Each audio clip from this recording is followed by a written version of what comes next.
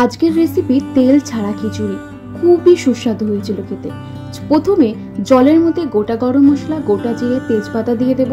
তারপর দিয়ে দেব তার মধ্যে ব্রাউন রাইস, কিছুটা মুগ ডাল, কিছুটা মুসুর ডাল।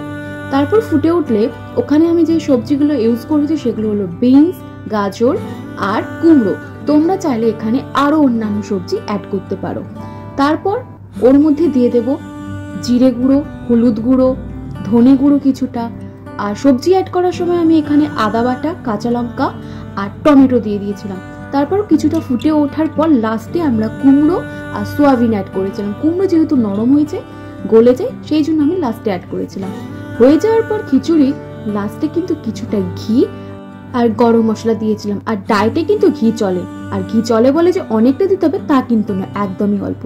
এই রেসিপিটা একবার অবশ্যই তোমরা বানিও, তোমরা বুঝতেই পারবে না এটা তেল ছাড়া খিচুড়ি।